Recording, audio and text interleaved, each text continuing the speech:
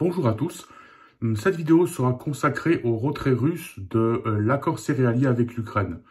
La Russie a décidé de quitter cet accord quelques heures avant qu'il prenne fin. Cet accord a duré près d'un an. Il concernait l'export des céréales ukrainiennes de par la mer Noire. Donc, comme on le sait, l'Ukraine est le deuxième grenier à blé au monde. Donc le retrait russe pourrait être fort en conséquence pour l'Afrique, mais pas que, le Moyen-Orient également. La question se pose également pour nous en Europe. Qu'est-ce que le retrait de l'accord céréalier de la Russie pourra signifier pour nous? Est-ce que nous aurons affaire à une autre crise concernant donc l'export du blé ukrainien? Est-ce que le blé ukrainien pourra être exporté par une autre voie? Donc il était question, par exemple, l'année dernière, au mois de mai et au mois de juin, de créer des plans B, donc construire des voies d'export du blé ukrainien, donc en partance de la Pologne et de la Roumanie. Donc tout ça, nous verrons ce qui se passera par la suite, mais le fait est que, à l'heure qu'il est, donc la Russie n'a plus l'intention de laisser passer les navires avec le blé ukrainien dans la mer Noire, notamment en partance d'Odessa. Alors, il faut remonter un peu le temps, donc de quelques jours. Le président de la Turquie, Recep Tayyip Erdogan, annonce que la Russie va renouveler son accord pour l'export de blé ukrainien, donc va rester dans cet accord donc, qui a été signé entre la Russie et l'Ukraine, comme on le disait, mais dont les Turcs jouaient un rôle important en tant que médiateur, en tant que garant de cet accord. Et là, donc la Turquie, le président turc a été mis en défaut par le chargé de presse du Kremlin qui a annoncé un démenti en fin de compte, qui disait que non, absolument, que la Russie n'avait pas l'intention de prolonger cet accord. Donc pourquoi est-ce que la Russie a décidé de quitter cet accord et surtout pourquoi est-ce que la Russie a décidé de mettre en défaut son partenaire, pourrait-on dire privilégié, Recep Tayyip Erdogan, donc un partenaire qui sert quand même à la Russie pour son import et son export, la Turquie étant une plateforme d'export russe, mais également une plateforme qui permet à certaines entreprises occidentales de contourner les sanctions vis-à-vis de la Russie et de continuer à coopérer avec la Russie. Alors, on peut supposer que la Russie a vraiment voulu mettre en défaut Recep Tayyip Erdogan de par sa décision d'accepter l'entrée de la Suède dans l'OTAN. Alors, comme on le sait, le président turc a bien voulu accepter de transmettre l'acte d'adhésion de la Suède dans l'OTAN au Parlement turc. Cela étant dit, il a également annoncé ne pas s'engager sur la date de la ratification de cette entrée de la Suède dans l'OTAN du Parlement turc. Il a aussi annoncé que cette ratification n'aurait pas lieu vraisemblablement avant le mois d'octobre de cette année. Donc si la Turquie a effectivement accepté de fait l'accession de la Suède à l'OTAN, elle ne s'engage pas sur un délai de quand est-ce que ça arrivera. Mais la Russie voulait sûrement manifester son désaccord et son mécontentement vis-à-vis de la Turquie. Donc, on a décidé au Kremlin, vraisemblablement, de mettre Recep Tayyip Erdogan en défaut et de lui montrer qu'il n'est plus l'interlocuteur privilégié de Moscou, car après son annonce concernant l'accord céréalier et la volonté de la Russie de continuer à le respecter, le Kremlin a annoncé tout le contraire. Cependant, cette annonce n'aura pas d'incidence sur les relations Russie-Turquie. La Russie a besoin de la Turquie comme la Turquie a besoin de la Russie. De toute manière, quelques heures après cette mise en défaut, le président turc a estimé que Vladimir Poutine était son ami. Et il a également déclaré être en mesure de retrouver un autre accord, sûrement avant la fin du mois d'août, donc à la date où Vladimir Poutine est censé se rendre en Turquie. Le fait étant que Moscou voulait manifester son désaccord vis-à-vis de la position turque concernant l'entrée de la Suède dans l'OTAN. Et on peut aussi y voir une espèce de menace cachée vis-à-vis de la Turquie en disant qu'il vaudrait mieux pour la Turquie qu'elle ne ratifie pas rapidement cette entrée. Sinon, Erdogan pourrait ne pas rester l'interlocuteur privilégié de Moscou. Mais le fait est que Erdogan restera l'interlocuteur privilégié de Moscou. Pourquoi ? Tout simplement parce que la position géographique de la Turquie fait que la Russie a besoin de Recep Tayyip Erdogan et de la Turquie, d'une part pour pouvoir continuer à contourner les sanctions occidentales, mais d'autre part pour pouvoir négocier, ne serait-ce que justement cet accord céréalier que la Russie a quitté, mais qu'elle reprendra sûrement dans quelques temps. Mais pourquoi est-ce que la Russie a décidé de quitter cet accord? Alors, le Kremlin a annoncé que cet accord n'était pas concluant dans le sens où il n'était plus profitable à la Russie. La Russie comptait sur l'export de ses propres produits alimentaires et sur les exports de ses engrais. Selon le Kremlin, cet export des produits russes devient compliqué de par les sanctions occidentales, ce qui est un fait. On peut supposer donc que le Kremlin espérait faire pression sur les Occidentaux pour que les produits russes, les produits alimentaires ainsi que les engrais russes prennent tout simplement les mêmes bateaux pour l'exportation que le blé et les céréales ukrainiennes. Donc une façon d'essayer de faire pression sur l'Occident pour que l'Occident d'une part accepte de faciliter l'export des produits russes, mais aussi une façon de voir s'il était possible de débloquer les ports où la marine russe n'est plus la bienvenue, parce qu'effectivement ça complique, donc les sanctions compliquent quelque peu le transport des produits alimentaires russes et leurs engrais également. Aussi une façon de voir s'il est possible de débloquer un peu les sanctions, notamment concernant les transactions financières russes. La Russie n'a plus accès, la plupart des institutions russes n'ont plus accès au système SWIFT. Eh bien, c'est une façon du Kremlin de voir si en se retirant de cet accord important pour l'Occident et accord important pour la nutrition en Afrique et pas que, est-ce qu'il serait possible éventuellement de faire en sorte que certaines institutions russes soient reconnectées au SWIFT. C'est pourquoi on a décidé au Kremlin, à Moscou, de tenter un tel rapport de force avec l'Occident. Mais il faut aussi bien voir que l'export des céréales, l'export des produits céréaliers alimentaires est vital pour l'Ukraine et son économie. Donc aussi une façon pour la Russie d'essayer d'étouffer l'économie ukrainienne, une économie qui a bien besoin de revenus en temps de guerre, justement en bloquant cet export pour un certain temps. C'est aussi une façon pour la Russie de tester l'Occident, parce que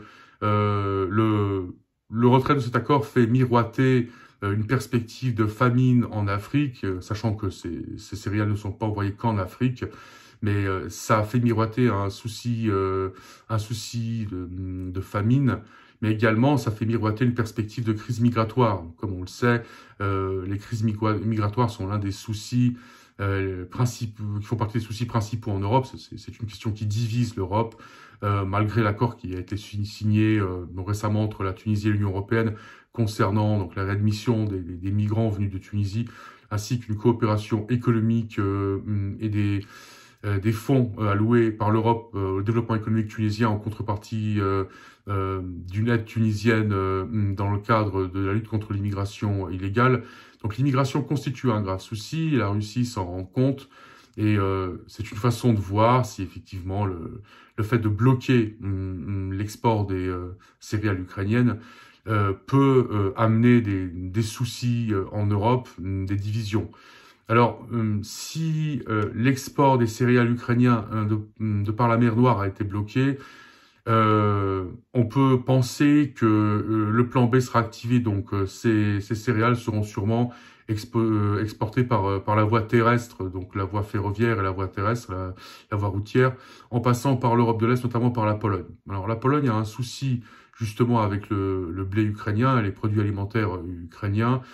Le souci, c'est que certains de ces produits sont restés en Pologne alors qu'ils devaient tout simplement transiter, ce qui crée des baisses de prix conséquentes pour les agriculteurs polonais.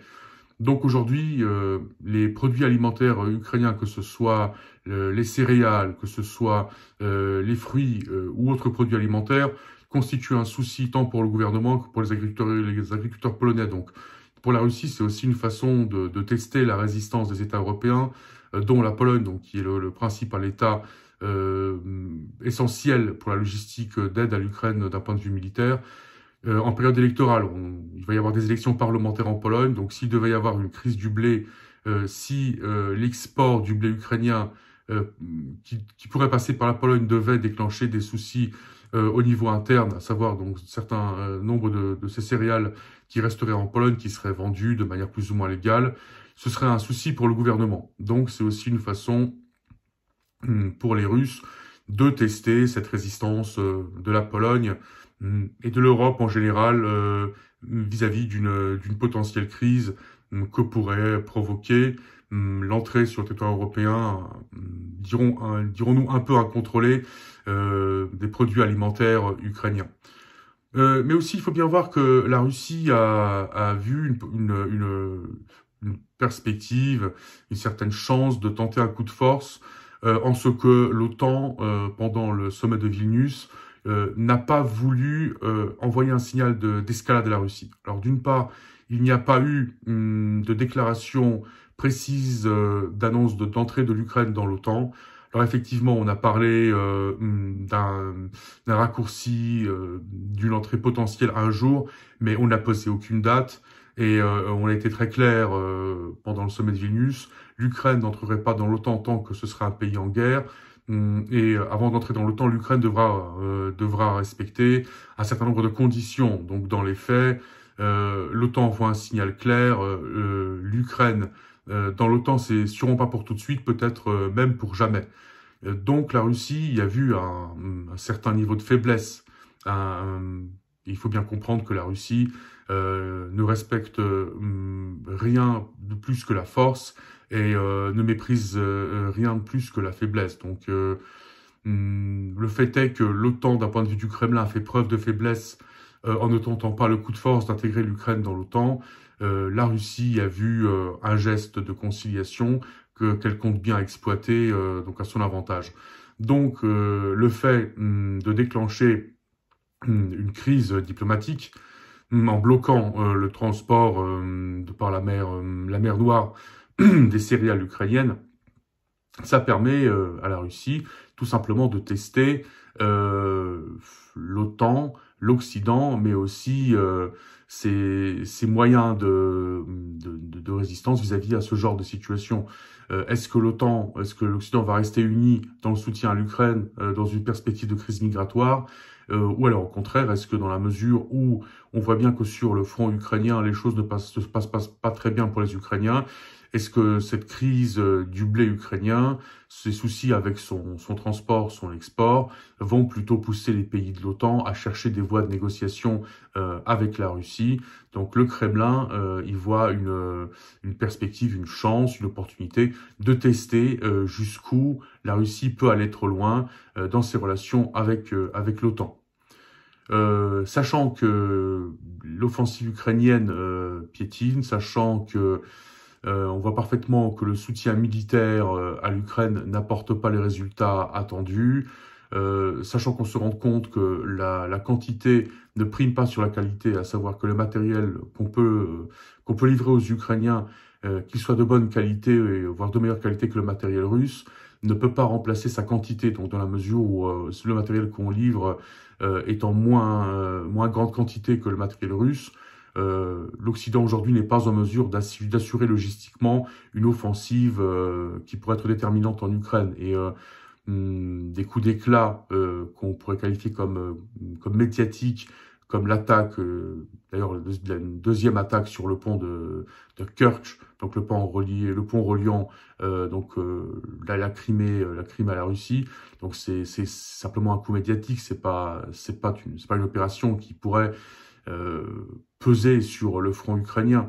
Donc les Russes se rendent bien compte qu'aujourd'hui les Occidentaux sont en difficulté, qu'ils ont une décision à prendre puisque l'offensive ukrainienne piétine et que on n'a pas trop de solutions pour pouvoir fournir l'Ukraine plus en armes. La Russie se dit qu'en faisant monter les enchères, peut-être qu'elle amènera l'Occident à la table des négociations, la forçant à accepter, par exemple, l'annexion du Donbass, voire l'annexion du sud de l'Ukraine. Donc la Russie tente un coup de force en se retirant de l'accord céréalier avec l'Ukraine.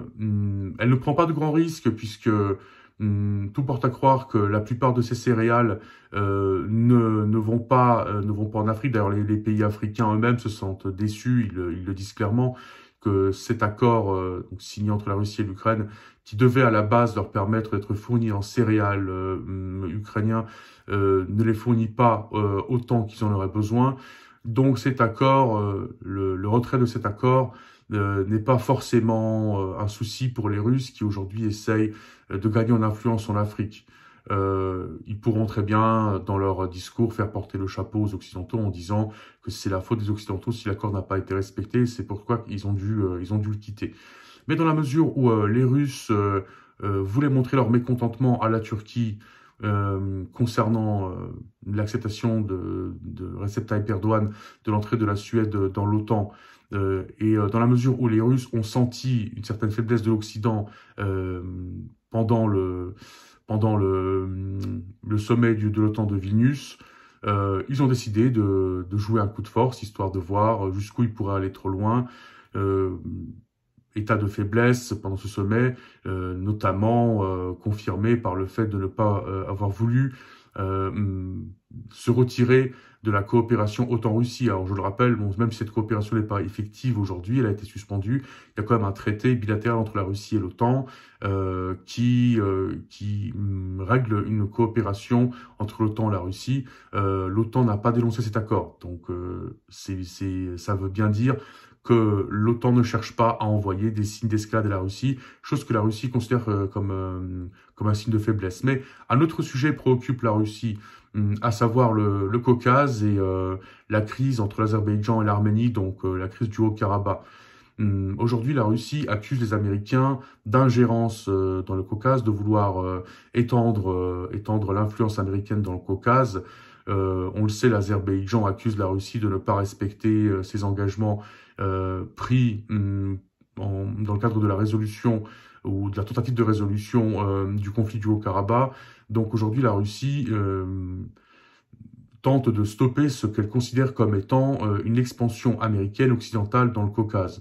Donc le fait de se retirer de l'accord céréalier avec l'Ukraine, donc ce qui pose un souci de taille aux Occidentaux, et aussi une façon de manifester son mécontentement vis-à-vis de l'Occident pour ce que la Russie considère comme une ingérence de l'Occident, des États-Unis, mais dans une certaine mesure aussi de la Turquie, dans le Caucase, chose que la Russie considère comme étant néfaste pour sa propre expansion et sa propre sécurité.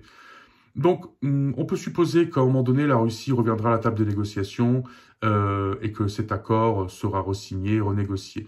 Mais aujourd'hui, la Russie veut voir ce qu'elle peut obtenir dans une situation où les États occidentaux, même si officiellement ils affichent leur total soutien à l'Ukraine, mais dans les faits, ils se demandent comment cette guerre pourrait arriver à son terme et quelle pourrait être la meilleure stratégie pour mener cette guerre à un cessez-le-feu et voir un traité de paix.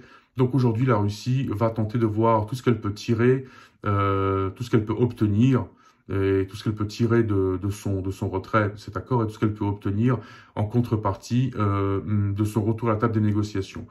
Donc la Russie va sûrement essayer de débloquer les ports pour sa marine. Elle va sûrement essayer d'élargir un peu, de radoucir les sanctions occidentales vis-à-vis de la Russie, vis-à-vis justement de l'exclusion des institutions russes, des institutions financières du système SWIFT. Mais la Russie va aussi essayer de voir jusqu'où elle peut aller pour décourager les Occidentaux dans leur soutien à l'Ukraine et pour les pousser à accepter un état de fait que la Russie veut mettre en place, à savoir donc l'annexion de l'Est et du Sud de l'Ukraine. Maintenant, d'un point de vue des relations Turquie-Russie, rien ne changera, puisque, comme je le disais, la Turquie a besoin de la Russie, la Russie a besoin de la Turquie. Donc, on peut parler entre Erdogan et Poutine d'une amitié rigide. En fin de compte, c'est une relation qui est bénéfique, bilatéralement bénéfique. Donc, cette relation va continuer, même si les Russes veulent manifester leur mécontentement vis-à-vis de l'attitude turque qu'ils considèrent comme étant non bénéfiques pour leurs intérêts, mais également ils comptent envoyer un signal concernant l'expansion occidentale et turque ceux qui considèrent comme une expansion occidentale les Turcs, dans le Caucase. Donc on peut supposer que la Russie tentera de prendre tout ce qu'il y aura à prendre pour retourner la table des négociations, mais à un moment donné, elle va sûrement re-signer un accord parce que il est aussi question de l'image et que même si tous ces céréales ne vont pas de fait en Afrique ou au Moyen-Orient, la Russie ne veut pas être perçue dans ces pays où elle va étendre son expansion comme le pays qui affame ses populations. Elle va être perçue comme un pays sauveur, non un pays qui cause des problèmes. Donc tôt ou tard, la Russie reviendra à la table des négociations. Ça paraît assez certain. Ça prendra un peu de temps. La question est de savoir si l'Occident fera preuve de fermeté ou si l'Occident, au contraire, fera preuve de désunion et cédera à la Russie, notamment sur les sanctions, qui, comme on le sait, ne sont pas étanches du tout, voire sont de moins en moins étanches. Est-ce que l'Occident verra dans cette situation une ouverture pour justement amoindrir l'aide à l'Ukraine? Est-ce que ce sera décourageant pour l'Occident concernant l'aide à l'Ukraine, sachant que l'aide militaire n'arrive pas à faire en sorte que l'armée ukrainienne atteigne les buts qui lui ont été fixés, donc d'une part par les Occidentaux et puis d'autre part par le gouvernement ukrainien? Est-ce que la perspective d'une crise migratoire fera que l'Occident cédera la Russie? On le verra. Le fait est qu'on est en face d'un rapport de force, entre l'Occident et la Russie, un rapport de force dont l'enjeu est une crise migratoire, mais également est l'enjeu de nourrir des millions de personnes dans le monde, puisque l'Ukraine est le deuxième grenier à blé du monde. L'enjeu de cette crise, c'est aussi de pouvoir garder en vie l'économie ukrainienne, puisque l'économie ukrainienne aujourd'hui dépend beaucoup de l'export de ces céréales, mais notamment de ces exports en général des produits alimentaires. Donc il conviendra d'observer la situation pour voir qui sortira gagnant de ce rapport de force, sachant que ce rapport de force, tôt ou tard, aboutira à un accord, puisque les deux parties, à savoir l'Occident, la Russie et l'intermédiaire de l'accord, la Turquie, ont intérêt à ce qu'un accord soit trouvé. Voilà ce que l'on pouvait en dire à cette heure. Je me permettrai de refaire un autre enregistrement si la situation devait évoluer. À tous ceux qui accordent leur attention à mes vidéos, je leur en remercie. Je remercie à tous ceux qui regardent mes vidéos pour le temps que vous me consacrez. Ceux qui estiment que mon activité sur YouTube a quelconque valeur, je vous invite à bien vouloir cliquer sur j'aime pour cette vidéo, à transmettre le lien à vos amis. Ceux qui estiment par ailleurs que mes vidéos ont une valeur, je vous invite à vous abonner à ma chaîne.